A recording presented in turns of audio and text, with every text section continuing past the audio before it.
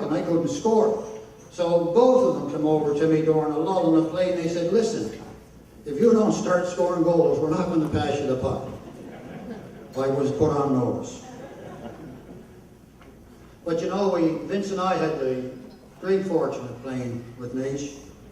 I always thought we had the perfect ingredients, Father Andrew, for a great line. A goal scorer, who didn't back check, that was me. A passer and a scorer, that was Vincey. But then we had a line mate who had it all.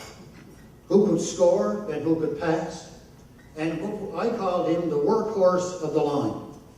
Naish, Don Cherry would have loved you if he'd seen you play.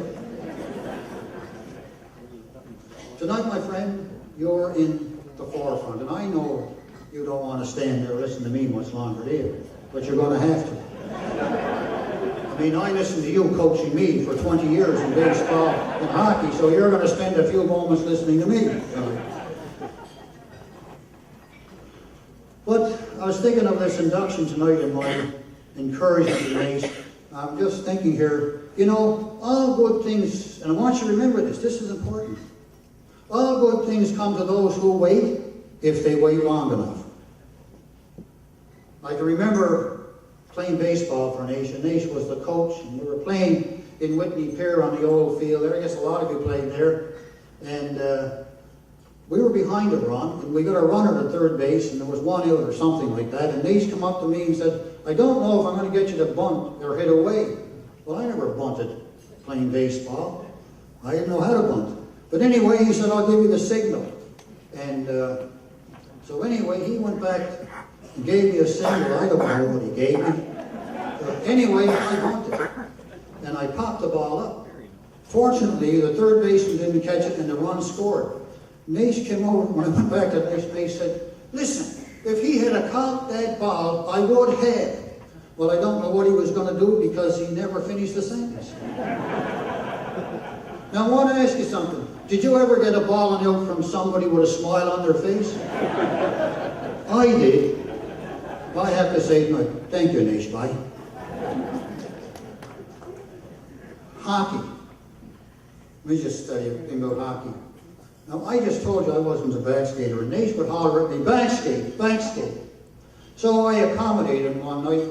I turned around and skated backwards. Another night in Sydney, Sydney was bombing us. Sydney boys, you were bombing us. And I think you beat us 15-0. And after the 14th goal or something, Naish jumps over the boards and looks at it and says, let's go, boys, and get him.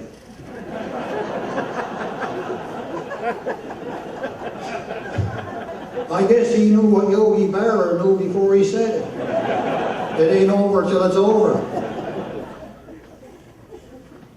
Or maybe he believed what Vince Lombardi did. We didn't lose the game, we just ran out of time. And there I am when the bell rang that night. Myself, I said, thank God it's over.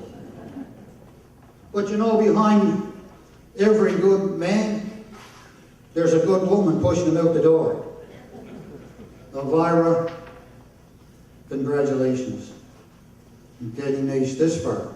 Because as Naish said in the paper, you looked after the family and kept the home fires burning.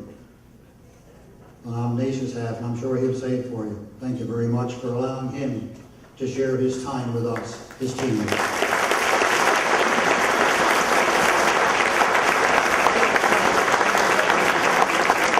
Hey, Walden is continuing to play at 77. Well, I read this quote by Oliver Wendell Holmes.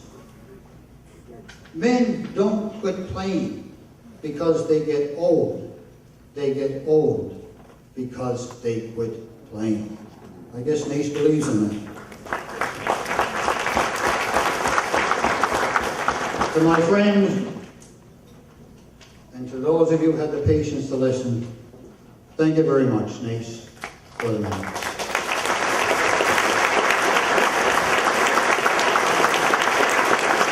Now, he's shaking his head at me. Do you notice that?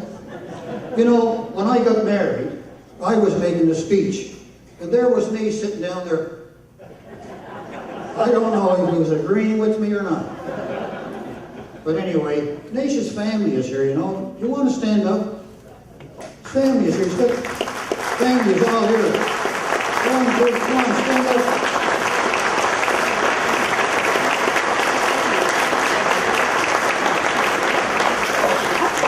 Thank you very much.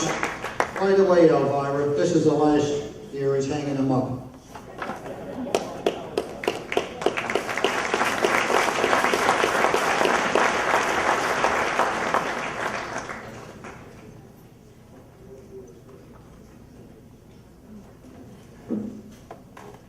I don't know if I have anything to say after all.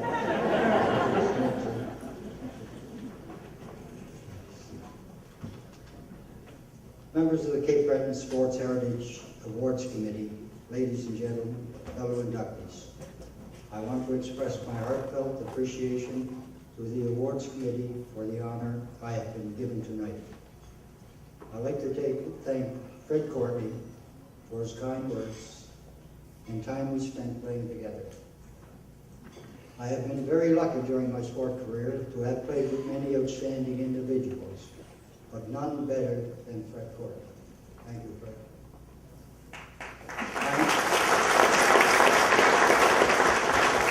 I'm overwhelmed by the support I have been given by former and present teammates, many of whom are here tonight. I'm grateful to Steve Holden, Jim McClellan, Greg Hines for their letters of recommendation in support of my nomination. I'd like to acknowledge and thank Kevin Curry for his touching video tribute, and Leo Moss for the wonderful portrait he has painted. I am especially indebted to Turk Stewart, who nominated me, and to Cecil McQuinn, who spearheaded the campaign to have my nomination accepted by the awards committee.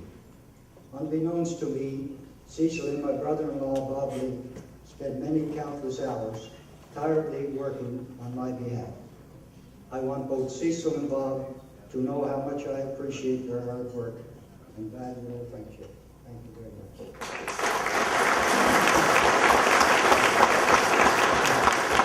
I owe a debt to many managers, coaches, trainers, teammates who have helped me throughout the years. Your names are too numerous to mention, but your coaching, your counsel, and most importantly, your friendship will never be forgotten. As we grow older and our memories dim, we may forget the games we played, the goals we scored, and the titles we won, but we never forget the people whom we played with. Those memories and friendships endure forever. Baseball was my first love. As a member of the Antonians, I had the privilege to play on teams that won both the juvenile and junior maritime titles. Hockey, however, has been my passion for over 60 years. Today I continue to play old-timer hockey with the Huff and Puff team. As our team name suggests, we may not skate as fast as we did in our youth, but our love for the game and our drive to win remains as strong as ever. I'm very happy to see many of my Huff and Puff teammates here tonight. They joke that I didn't get any recognition until I joined their team.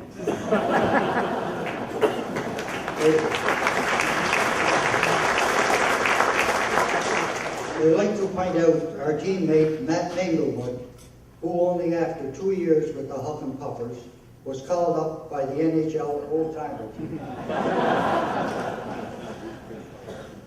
At the end of the season, I tell the boys that I may be hanging up my skates. God willing, the Lakes have another season in them. But if I have played my last game and I don't return in October, I'll miss the thrill of the game, and most of all, I'll miss the camaraderie that I have shared with my teammates throughout the years. As I look into the audience, I am humbled to see so many friends and family who have come to celebrate with me tonight. Some have traveled a long distance, and I'd like to thank my brother Tom, his daughter Caroline, and her husband Pat from Ottawa, my sister Kay and her daughter Diane from Toronto, my sister Anne Marie and husband Jimmy from Alberta, and my grandson Liam from Vancouver.